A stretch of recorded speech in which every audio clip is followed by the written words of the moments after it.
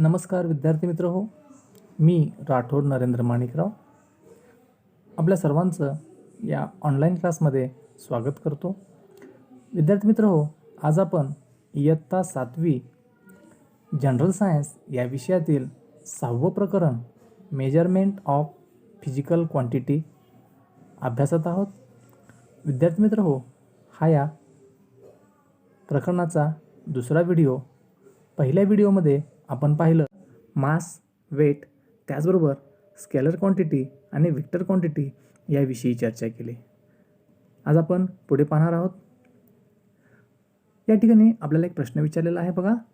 Y would be the weight of an object be maximum at the poles and minimum at the equator. तर या प्रश्नाचं उत्तर आहे बघा. The Earth is not a completely spherical planet. There is slight depression on both the polar region. The equator, on the other hand, is slightly bulging. Therefore, the equatorial radius is little more than the polar radius. The gravitational acceleration at the center of the Earth is 0, and the gravitational force at the equator is greater than that of the polar. Therefore, here weight is 0. On the other hand, the object weight more on the pole. Therefore, weight of an object be maximum at the pole and minimum at the equator. पुढचा प्रश्न आपल्याला विचारलेला आहे. Why is the weight of an object at a high altitude less than its weight at the sea level. वस्तूचे वजन उंच जागेवर समुद्र सपाटीपेक्षा कमी का राहील? याचं उत्तर आहे the weight will be less at the place where the gravitational force is less. As the object rises to higher altitude it is moving away from the centre of the earth. The gravitational force at the higher altitude will be lesser as compared to the at the sea level. Therefore, weight of an object at higher altitude less than its weight at the sea level. पुढे पाहू आपण. Will it be possible to use one and the same unit to measure physical quantities such as mass, weight, distance, velocity and temperature? बघा, वस्तुमान, वजन, अंतर, वेग, तापमान ह्या ज्या काही भौतिक राशी आहेत, ह्या ज्या काही फिजिकल क्वांटिटीज आहेत, या सर्वांचं मोजमाप करत असताना एकाच एककाचा वापर करता येईल का? तर करता येणार नाही. का? तर in everyday affairs we measure many different physical quantities. बघा, दैनंदिन व्यवहार करत असताना आपण वेगवेगळ्या फिजिकल क्वांटिटीजचा, भौतिक राशींचा आपण मोजमाप करत असतो. As this physical quantities are different from each other, a specific unit is used to measure each other. ह्या ज्या भौतिक राशी आहेत ह्या एकमेकापासून कशा आहेत? वेगवेगळ्या आहेत, भिन्न आहेत. त्यामुळे प्रत्येक राशीचे मोजमापन करण्यासाठी विशिष्ट युनिटचा, एककचा वापर केला जातो. Therefore different units are used while measuring different quantities. त्यामुळेच त्यांच्या वैविध्यतामुळेच काय होतं? वेगवेगळ्या राशींचे मोजमाप करत असताना गरजेनुसार निरनिराळी एकके या ठिकाणी वापरली जातात. बघा, या ठिकाणी आपल्याला विचारलेलं आहे, do you know our body has weight because of the gravitational force of the earth. आपल्या शरीराला जे वजन प्राप्त झालेलं आहे हे कशामुळे आहे? तर पृथ्वीमध्ये जे काही ग्रॅव्हिटेशनल फोर्स आहे त्यामुळे. म्हणून आपण काय म्हणलं? आपल्या पृथ्वीच्या गुरुत्वीय बलामुळे वजन आपल्याला प्राप्त होते. And the gravitational force of the moon being less. चंद्राचे गुरुत्वीय बल पृथ्वीच्या मानाने कसे असते? कमी असते. Our weight will turn out to be less there. त्यामुळे त्या ठिकाणी आपलं वजन त्या ठिकाणी काय होतं, कमी होतं. However our mass is same at the both place. त्या ठिकाणी आपलं वजन हे सारखंच असतं, परंतु गुरुत्वीय बल ग्रॅव्हिटेशनल फोर्स त्या ठिकाणी वेगवेगळा असल्या कारणाने त्या ठिकाणी आपल्याला फरक जाणवतो. आपण पाहतोय स्टँडर्डाइज्ड मेजरमेंट, प्रमाणित मापन. यासाठी बघा आपल्याला इथे एक ॲक्टिव्हिटी दिलेली आहे, ते आपण करून पाहिजे आहे. Take a ball of a string. सुतळीच गुंडाळा घ्यायचा आपल्याला. इथं सुतळीचा एखादा गुंडाळा घ्यायचा किंवा सुतळी घ्यायची आहे आणि काय करायचं आहे, let one student from the class measure 4 hand span of the string and cut it here. काय करायचं आहे, तो जो सुतळीचा गुंडाळा आपण घेतलेला आहे, वर्गातील एका विद्यार्थ्याला बोलवायचा आहे आणि त्याला सांगायचं आहे 4 हात सुतळीचा मोजून ते कापण्याला आपल्याला सांगायचं आहे. Let each of the other student in the class cut 4 hand span of the string too. त्या विद्यार्थ्याबरोबर इतर विद्यार्थ्यांनाही 4 हात माप त्या सुतळीचे घेऊन कट करायला सांगायचे आहेत. परत now hold all the pieces together by one end. Are they all of same length. ते सगळ्या सुतळीचे तुकडे एकत्र करायचे आहेत, एक टोक त्याचं एकत्र करायचं आहे आणि लांबी बघायची आहे. तर सर्व सुतळ्यांची लांबी सारखीच असेल का? असणार नाही. पुढची ॲक्टिव्हिटी आहे बघा, now measure the length of the bench by means of the span of your hand. काय करायचं आहे, वर्गातील एका बेंचची लांबी आपल्या हाताने आपल्याला मोजायची आहे. त्याचबरोबर ask your friend to do the same. तुमच्या मित्रांनाही ते करायला सांगायचं आहे. Did each of you obtain the same measure for that bench. प्रत्येकाने मोजलेली लांबी ही एकसारखीच असेल का?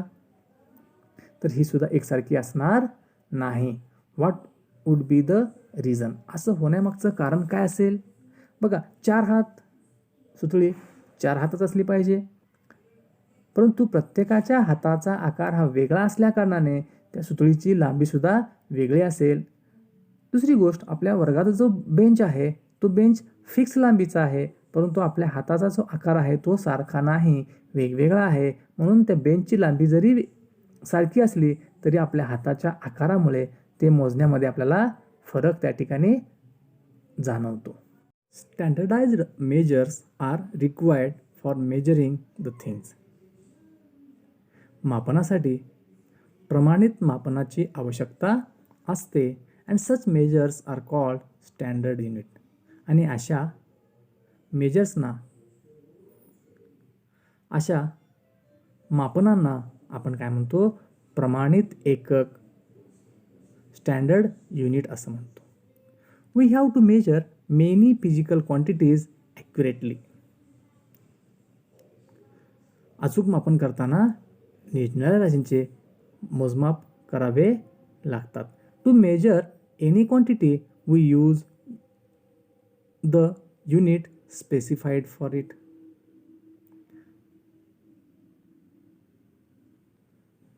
कोणत्याही राशीचे मोजमाप त्या राशीसाठी सुनिश्चित केलेल्या एककामध्ये आपण त्या ठिकाणी करत असतो. For example, the metre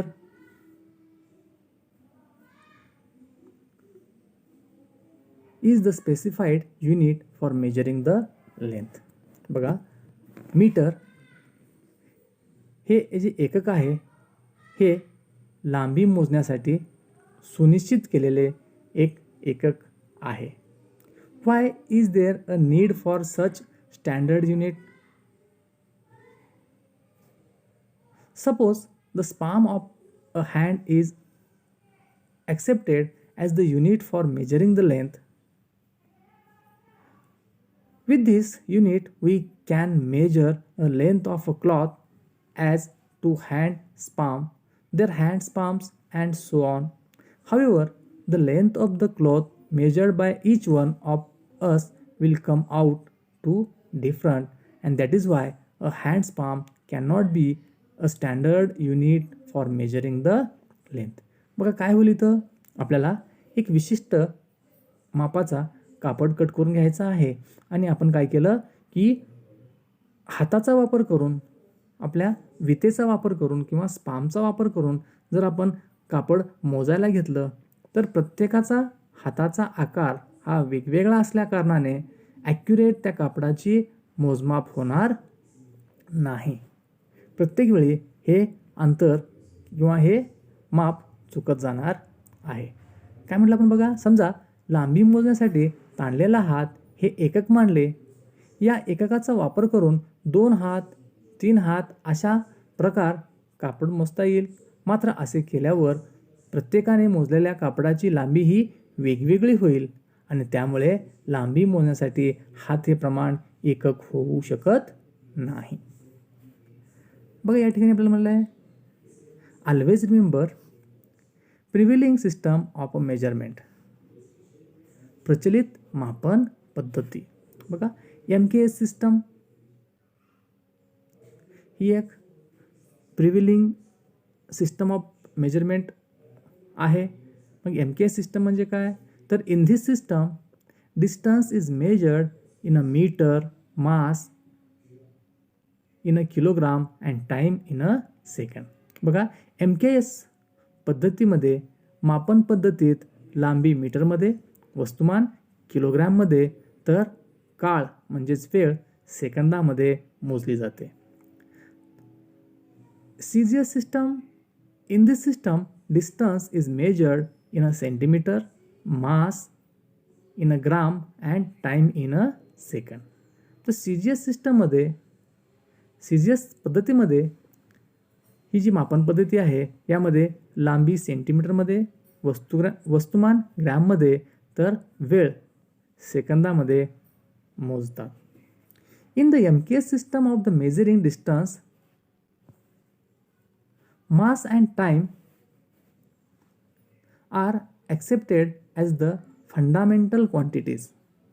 MKS या मापन पद्धतीमध्ये लांबी, वस्तुमान व काळ या राशी आधारभूत मानण्यात येतात.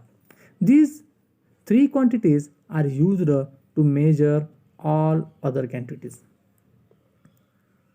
ह्या तिघांचा वापर करून इतर राशींचे मापन त्या ठिकाणी केले जाते.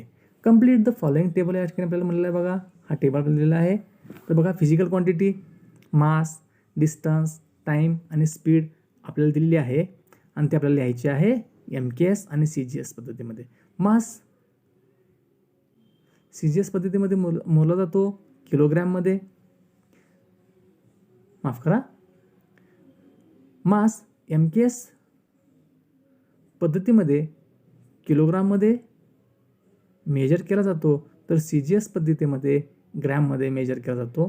डिस्टन्स त्याप्रमाणे मीटर आणि CGSमध्ये सेंटीमीटर. टाईम MKSमध्ये सेकंड, CGSमध्ये सेकंडच.